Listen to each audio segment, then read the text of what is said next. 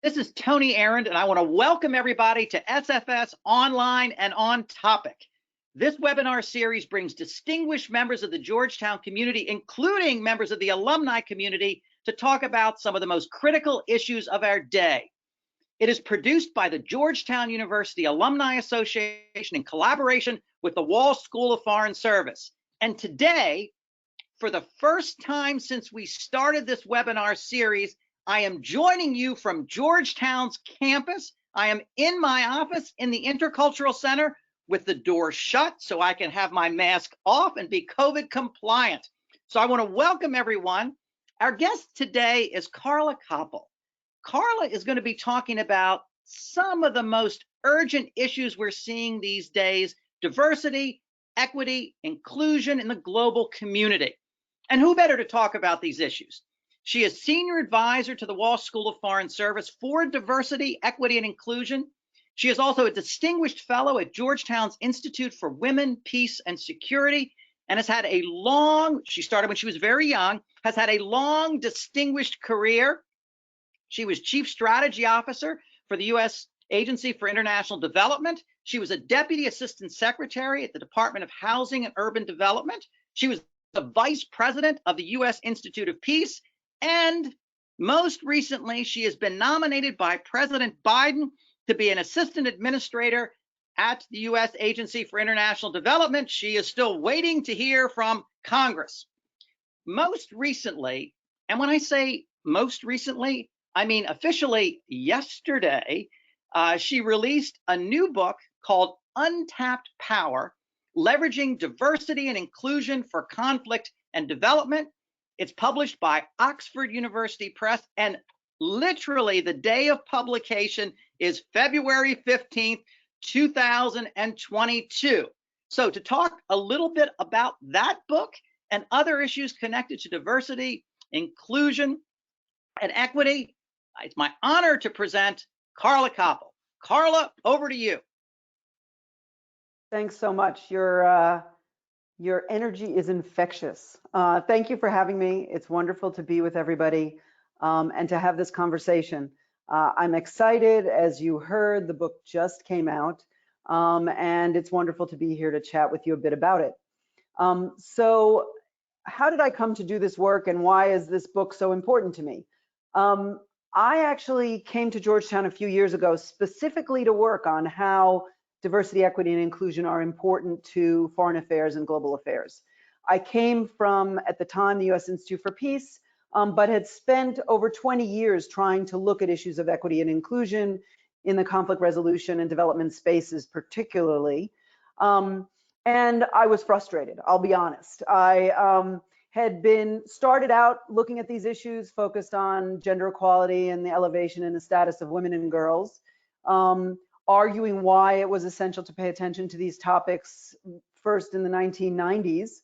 And yet when I was sitting at U.S. Institute for Peace, I heard the next generation of people coming in to advocate around issues of inclusion, and they were making exactly the same arguments that I had been making many years earlier.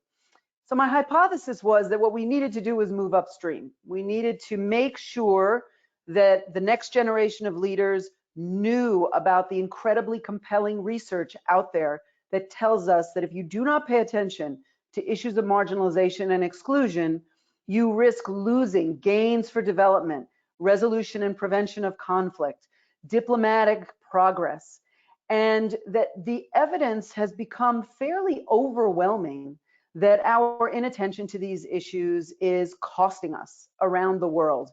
And we can see that, and we'll get to it in the discussion, in lots of issues that emerge today in the literature and in the newspaper. But I came to Georgetown and actually created a set of programs related to how to, and classes, how to bring these issues to the fore.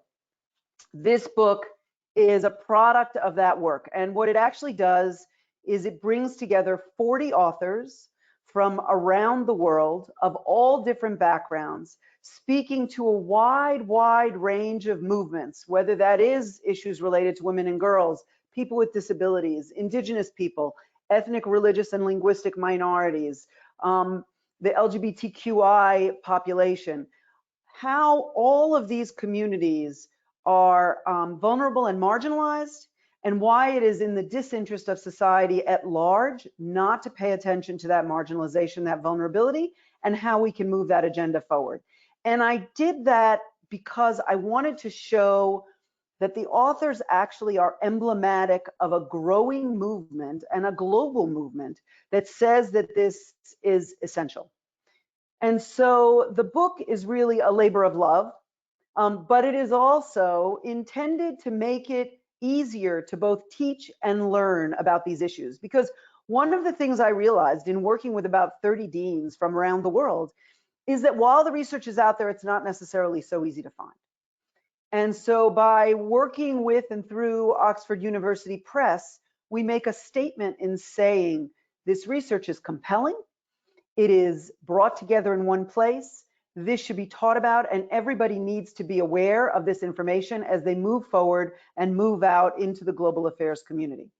So what does the research say? Well, on the substance, the research says several things. First of all, it says that there is an enormous benefit to be gained by promoting inclusion. Economists have calculated that trillions of dollars is lost, for example, from gender inequality. Hundreds of millions of dollars is lost from the marginalization of the LGBTQ plus population. And that we lose, for example, hundreds of millions of people who could be food secure, but are not, because women, for example, lack the same input to agricultural inputs as men do. Similarly, if we look in the peace and security realm, we have evidence, concrete evidence that peace processes are more likely to succeed and that peace accords are likely to endure if you involve civil society and if you involve women leaders and if you involve diverse populations from across societies around the globe. So we know that we are losing out through this marginalization. Further, what we learn is that there are trends that are making it even more essential that we pay attention to the diversity that exists around the world. What are those trends? Well, first of all, we know that for underdeveloped countries, instability is increasingly a factor that perpetuates cycles of underdevelopment and fragility, and that instability and that underdevelopment are both driven by inequity and marginalization in large measure. I was recently sitting with some of my students in one of the classes I teach, and a young man said, you know, I was in my economics class the other day, and somebody asked, well, the professor asked, what is the quickest way we could promote economic development for this society? Presented a whole raft of statistics. The student said dismayedly, it took us 10 minutes to realize that the simplest way we could restore economic prosperity was by empowering women. Why did it take us 10 minutes to realize that? This is half of the population. And so this kind of cycle of marginalization and its implications becomes clear. But beyond that, we know that shifting demographics also mean that there is growing diversity in societies around the world, that growing diversity has important implications, whether that is from migration, and we currently have the largest number of migrants we've ever seen, and certainly since World War II migration. We also see populations that are aging and need young youth to drive and maintain their economic stability. We see countries with an enormous youth population that are looking for ways to engage that population productively. So those shifting demographics have really important implications. The third thing we see is that a dramatic evolution in technology is affecting both the flow of people and the flow of ideas, and the knowledge that there are people with disparate viewpoints out there, and that there's a need to knit those viewpoints together and create mutual understanding and bridges of understanding across societies. Further, we see that there have been radical changes in the dynamics and the combatants and the tactics of war and conflict, which mean that a wider range of actors have influence on situations of instability and fragility, and that those actors need to be brought into processes for resolving conflict, for preventing conflict, and for recovering from conflict around the world. And finally, we see growing economic and environmental imperatives that make it essential that we tackle inequality and marginalization if we're going to reduce overall inequality and its consequences for society's well-beings, or if we're going to tackle the challenges associated with climate change and environmental degradation that we know are already having important implications for the stability and well-being of countries around the world. So those trends mean that what was already important is now becoming essential. The book is really interesting because it pairs this call to action with a lot of really solid and concrete reasons for moving the agenda forward and tactics and approaches to moving the agenda forward. And in most cases, chapters were written by a scholar paired with a practitioner leader. So you have really a combination of the most cutting edge literature that relates to these topics of diversity, equity, and inclusion for different identity groups with experience, case studies, and examples from around the world. So for example, when we talk about how do you look at post-conflict justice sector development, we have an academic who is a Georgetown alumna, Dr. Maddie Schramm, who is working with former Kosovar President Atifete Yayaga, and another Georgetown alum, Tiyuta Abdiminadad, to put together an analysis that looks at Kosovo, but also looks at Sierra Leone with Zainab Bangura to say, what are the issues surrounding inclusion in different post-conflict environments as seen by academics and as seen by practitioners at the highest levels of government and multinational organizations. And the same is true across the board. When we talk about the role of culture and norms within the development space, we're bringing together Wajma Frog, who's a member of the Peace Council, former Peace Council, unfortunately, in Afghanistan, with leading Swedish academic who talks about norms and culture and how they play a role in moving and changing societies and creating a readiness for inclusion. When we talk about gender equality and the inclusion of women and girls, we bring Lema Bowie, the Nobel laureate from Liberia, together with Dr. Anne-Marie Getz from NYU, a Canadian leader in the field. And when we talk about LGBTQI inclusion, we engaged Dr. Dan Baer, former US ambassador, with Maxim Eristavi, a leader of the movement from Ukraine around LGBTQI rights in Eastern Europe. So these are really people who are spearheading the movement and telling us that there are meaningful and important ways to move this agenda forward in real time. And so I really invite everybody to look at the book and its authors and understand that this combination of people signals the importance of a focus on this issue. And I would sort of end with a story, which really is the story of progress around this agenda. And in some ways, we look at the COVID pandemic as a terrible nightmare from which we will never emerge, perhaps.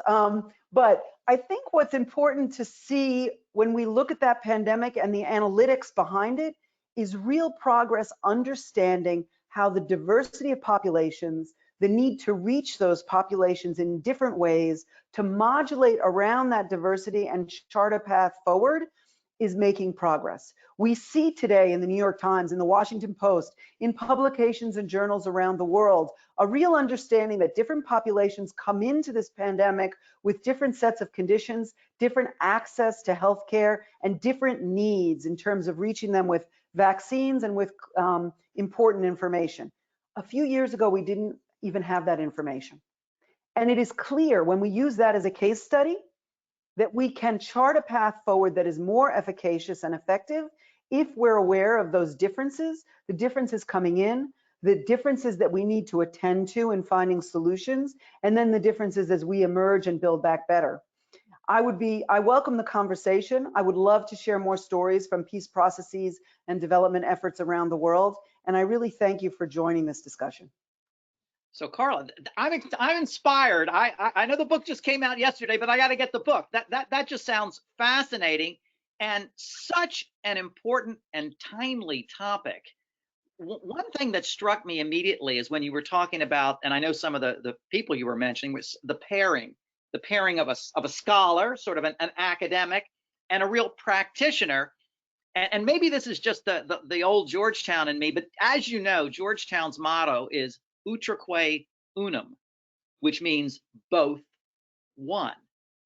And over the years, it's been interpreted to mean a lot of things. The arts and the sciences, we make both one, the arts and the sciences. But one other thing that I've always felt it means is that it means we have both theory and practice. And this book sounds like a perfect combination, making both one as we try to engage these questions of diversity. And I just think that's fascinating. And so very much in the Georgetown tradition. I got a couple of quick questions, and I want to encourage people to go into the chat function and start putting in your questions. We got one up there now, but I'd encourage people to start putting in their questions. And this is really something that I think is fundamental.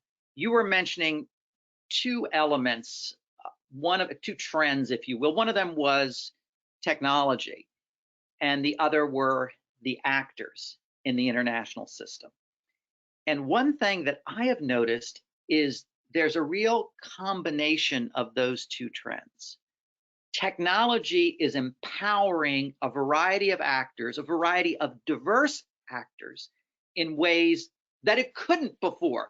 It couldn't, say, when I was an undergrad at Georgetown in the 70s, let alone say in 1945 when the United Nations was founded. But to be able to look at how technology is empowering these actors, and for state actors and intergovernmental organizations to say, we got to take these folks seriously because they're part of the system, and with technology, they can now make themselves an even greater part of the system. So I don't know sort of any sense you may have on that, but I just saw that those two trends is extraordinarily important. I think so. I really appreciate you bringing forward those questions, because I think some of this is a story yet to be written, right? We can see the upside and the downside of technology. We know that it is enabling us to continue working during a pandemic in ways that we wouldn't have otherwise been able to. It's enabling us to reach populations with information. At the same time, we see the growth in digital repression by states. We see issues related to polarization and tension, whereas communities used to live maybe even quite near one another, but never intersect. Now they intersect in ways that can create tension. I think that there's two things we need to look at. We need to look at, one, how do we minimize harm and risk? So how do we work in ways to blunt the impact of technology that can be both dilatory for individuals, for communities, and for societies? We also need to look at technology and the opportunities in technology. So we know that we can use technology to gain input and create participatory processes, get input around peace negotiations that we couldn't before.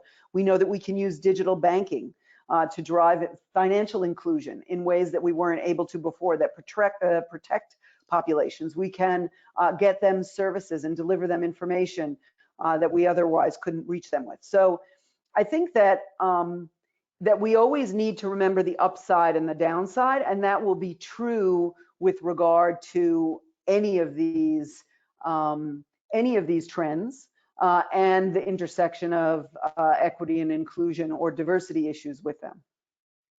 I think it's important to, as you say, to notice both sides, because Al-Qaeda used technology to recruit people. Hate groups use technology to foment hate, and yet something like mobile banking empowers somebody in a very separated place in, say, Africa, to be able to get paid, to be able to pay their employees, to be able to do all kinds of things that they couldn't have done previously. But it's definitely a double-edged sword, and I think as we address it, it's very important. Yeah, and you see that with civil society movements. I mean, so we talk about Al-Qaeda and other terrorist groups. We also see it with civil society movements for accountability, for women's empowerment. We look at movements that may have started in the US, but have really been adapted and applied around the world. Black Lives Matter, Me Too movements. Those movements have gained ground in large measure because there is the technology to bring global communities together and to animate really important discussions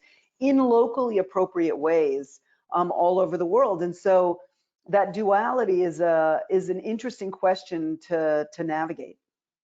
Absolutely. Well, we have one question here in the chat, and sort of characterize it. They're asking like, what concrete steps are we taking? I'll put this to you.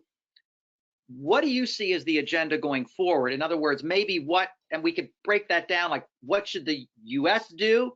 What should intergovernmental organizations do? What should civil society do? If they could read your book and glean out the call to action, what would you see as some of the next steps that would take place? So that's a really huge question, and I'll give a not that long an answer, but I'm happy to tease it out further. I think the first thing, and this is why I ended on COVID, just because it's actually a pretty good model, is we really need better data. In a lot of cases, we simply do not know what the disparities are and the size of those disparities. We now have a better base of information, and the reason why I talk about women and girls isn't because I think they're necessarily the only one, but we have more data related to the disparities for women and girls. There's very little that we have, and I can tell you from the research that we were doing in the book, we were trying to look, for example, tracking the status of indigenous populations relative to the general population. It's very rare to get that information, but when you have the information, the disparities are so stark that you can't look away. You realize you've got to deal with these issues, whether it's indigenous populations in Latin America, the Roma and other ethnic minorities in Europe. You really have to pay attention to that. Further, we see that there are so that data becomes very important. We then need to change a little bit our metrics through which we look at things. So, for example, we look at per capita GDP, and per capita GDP isn't one important indicator of the economic well-being of a country. However, that hides disparities completely. So you can have very wealthy people getting wealthier and wealthier, and the rest staying very, very poor, and yet GDP can be rising. And we don't see the contours of what's under that. So we need to start embracing metrics that can give us a better sense of what's going on within the population. Then in terms of what we need to start bringing in voices, a wider range of voices into decision-making processes writ large. Peace processes are the obvious one. It is no longer the case that you can really bring a robust and healthy peaceful society back into place without involving more than direct combatants in conflict. And we now have models where there have been different modalities that have been embraced for bringing in other voices, the voices of civil society, the voices of women, religious organizations, businesses, academics into peace processes with great success, I might add, not just by the numbers, but in terms of the content of those agreements. I saw, for example, they brought women into peace processes around Sudan and issues around refugee repatriation, issues around civilian security, which would otherwise have been forgotten. They were not arguments, were brought in because we just brought in people who had a different perspective on the negotiation, who had different priorities and different issues that they were focused on. And I've seen this time and again. I saw it in Uganda, in the Middle East, elsewhere. There are things that one group of people will simply not remember, and it's not because they don't want to remember it. So we need to move forward with that participation. We see today discussions, for example, within the development community around localization. How do you bring in more local voices? How do you engage local partners? That's an important part of the equation because they bring knowledge, information, expertise, and perspectives that are unique. And we can do that on a regular basis. And then the final point I would make before you can sort of dive down in one of the other components of the question, or we can move on to another question, is that you need to do your analysis and your planning upstream so that you're actually building in attention to the diversity of stakeholders in the planning process. So I'll give you an example. When you're constructing infrastructure, whether that is rebuilding following a conflict or whether that is as part of a development intervention, if you build in accessibility for people with disabilities up front, you add a very small percentage to the cost of your construction. If that doesn't occur to you, and then you're trying to do retrofitting way downstream, it's much more costly and difficult. So if we start that planning up front, and that's the most obvious one, but it could be, if you think about who listens to certain channels of communication versus other channels of communication. I'll just think about my kids. What do I get information from versus my children? It's different. If I think about, okay, I want to reach the whole population, every different age group in with my intervention, and we think about that up front, the design is far superior, and we reach far more people with the work that we're trying to undertake. So I think those are pretty fundamental keys to success in any type of project or program or intervention that you're envisioning. So that's, I think, fantastic. So I got down data. We need data, and that's something a lot of times people think we have, but we don't. So and that's a very important task for academics to do. So we need data. We need metrics. I think you're absolutely correct, because we use metrics that have been around for decades and decades, and they may not make sense, and they may not have made sense decades ago, but they don't make sense now. New voices. And I just think as we look at it, it's so intuitive, but it's so true that so many things were planned, were developed, were organized without involving, some would say, the stakeholders, however you want to divide that, but the various constituencies. It's not even necessarily constituencies. It might just be people that have a different view on something. I remember, this is kind of a silly example, but it's useful. When I was in graduate school at another institution, somebody decided to redesign the phones.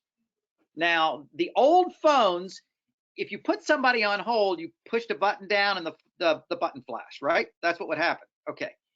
So somebody designed, some group decided to design the phones, and they said, oh, we need to do this in a much more efficient way. If you want to put somebody on hold, you do star this and this and that and the other. And if you want to transfer, you do pound this and that and the other. And I remember one of the office assistants saying to me, clearly, the people that designed these phones never had occasion to work in an office and use these phones. They were so user unfriendly. And typically what's happened is those systems have gone back to a version of, you got a flashing button and you push it down when you want to put somebody on hold. But the fundamental stakeholders weren't involved.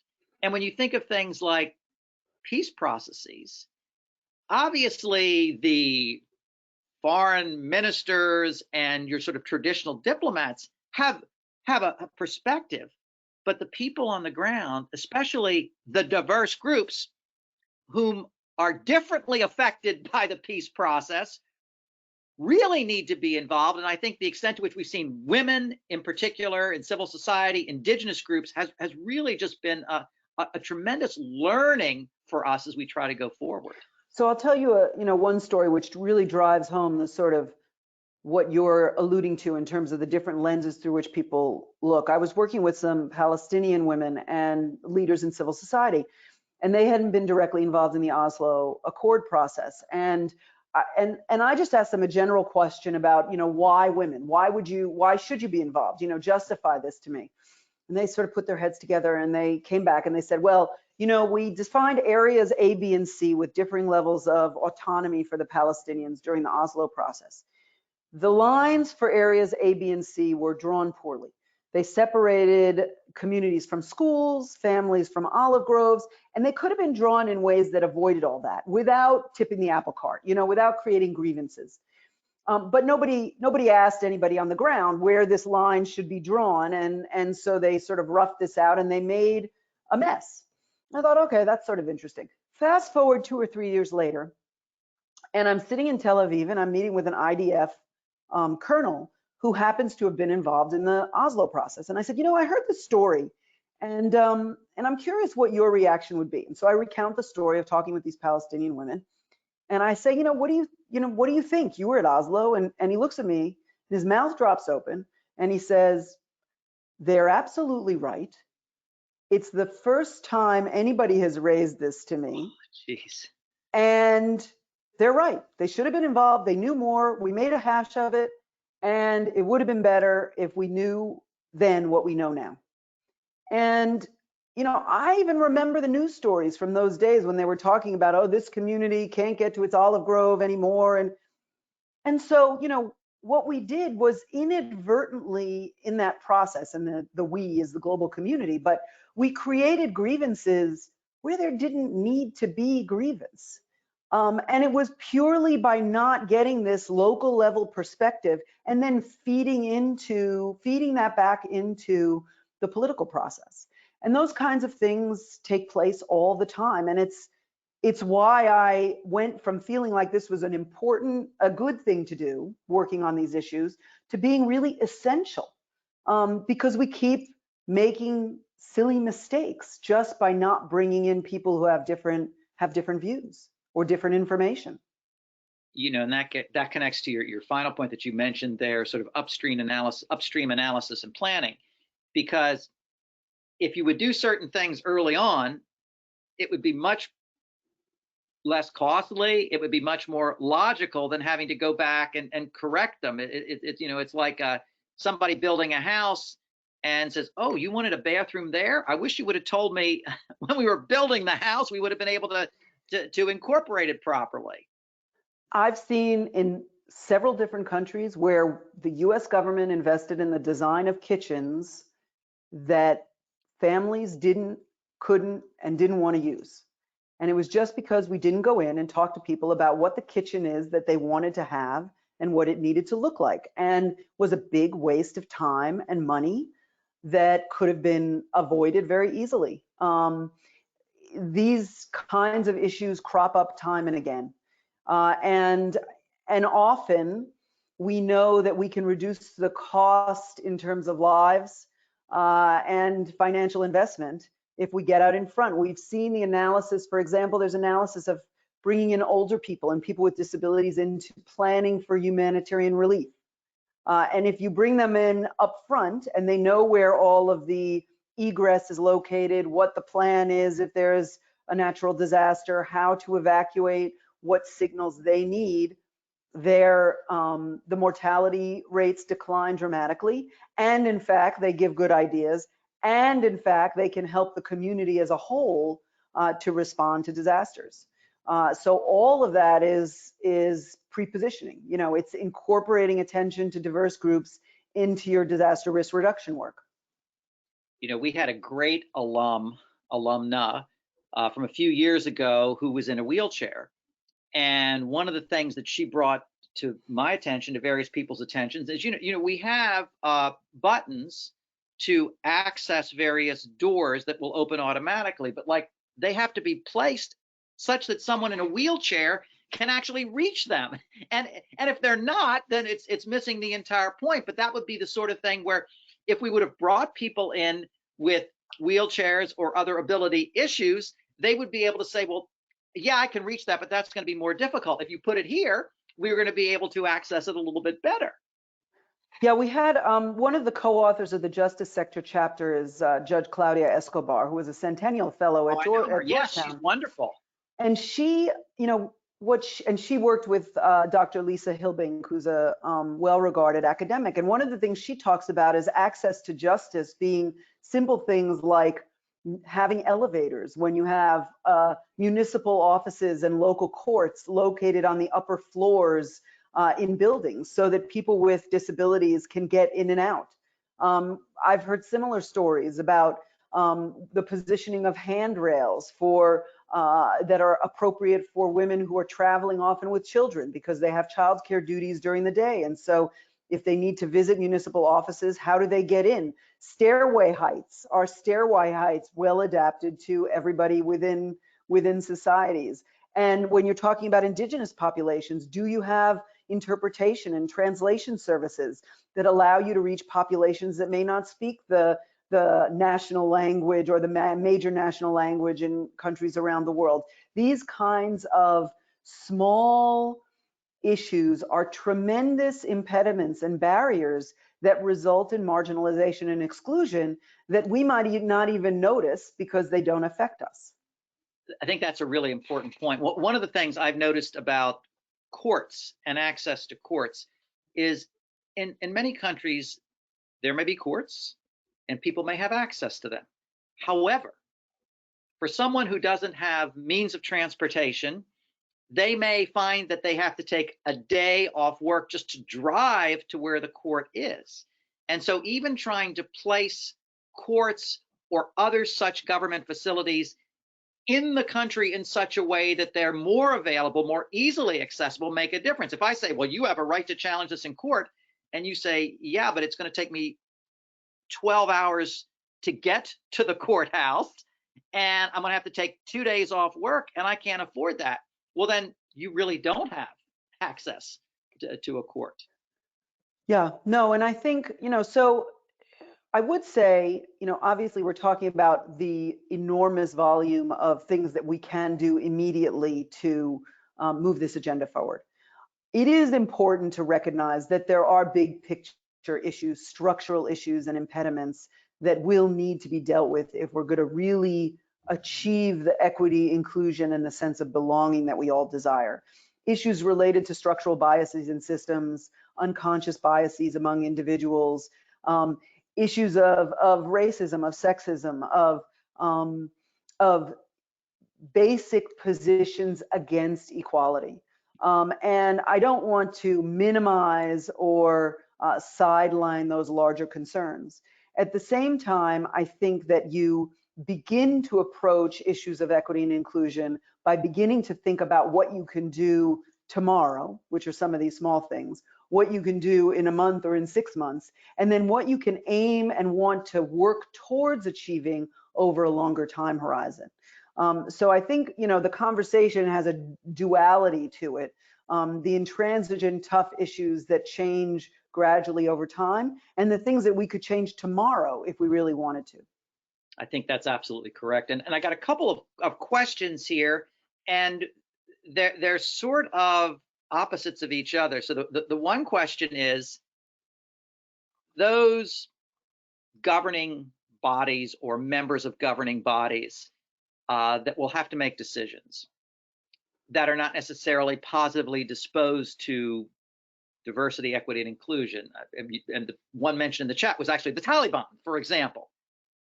How does the international community, how does civil society reach them? How are we able to sort of change their approach to these issues? Did you want to give the other side of the? Yeah, so the other question is, so that's at the highest level. So that's why it's kind of polar opposite. Yeah. How do we change, the top of certain societies where there's intransigence? The other question is from somebody who says, hey, I'm a middle-aged guy. What can I do?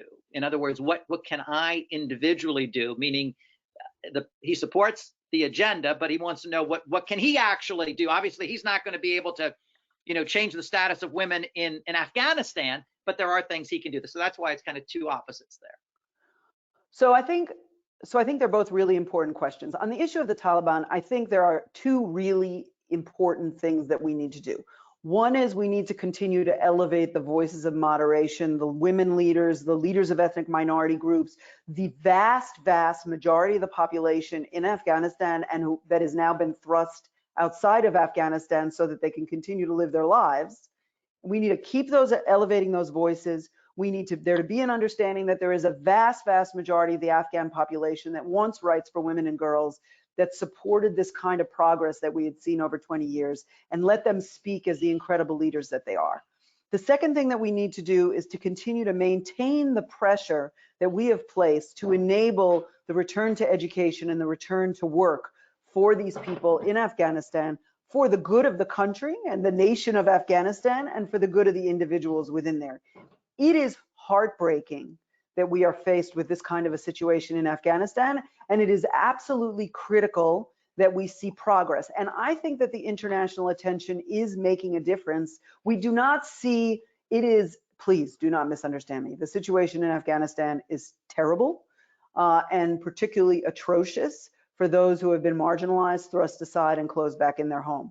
At the same time, it is not as severe as it was 2 decades ago, 3 decades ago, between 2 and 3 decades ago. And I believe that that is because of the investments that have been made in the incredible leaders of diverse groups in Afghanistan, the international pressure, and the unwillingness of the international community to let this issue go away. And so I think those are incredibly important. On the second question of what a supporter or an ally can do, it's an incredibly important question, and it's incredibly important that people who are supporters, who are part of majority groups, speak out and take action to not only protect, but advance the rights of those who are vulnerable and marginalized. At the end of the day, those who are in positions of power, whatever those positions of power are by virtue of being in the majority, have the influence to move this agenda forward, because at some point there needs to be a willingness to give up a situation of power in order to create space for others.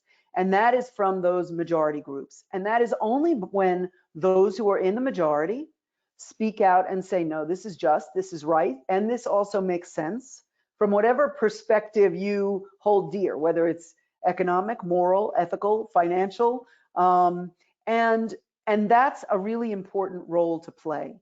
And there are actions that can be taken, whether it is writing about the importance of the rights of women and ethnic minorities in Afghanistan in local newspapers, whether it is providing a forum for those people to speak for themselves and to outline what their priorities are in conflict areas or in developing countries around the world, whether that is speaking to friends, neighbors, and family members about how important this is, or whether that's, if you're an educator, weaving this into your syllabi, into your courses, and bringing leaders into classes so that everybody understands how essential this is to moving our global agenda for peace and prosperity forward. Carla, believe it or not, we are out of time. We could go on, but I'm really excited and energized, and I hope everybody else out there is as well. The book is Untapped Power: Leveraging Diversity and Inclusion for Conflict and Development. It's out now from Oxford University Press. Go get the book. Carla, thank you so very much. I will look forward to seeing everybody else out there. Thank you. We will see you next time on SFS Online and On Topic. Have a great day. Thanks, everybody.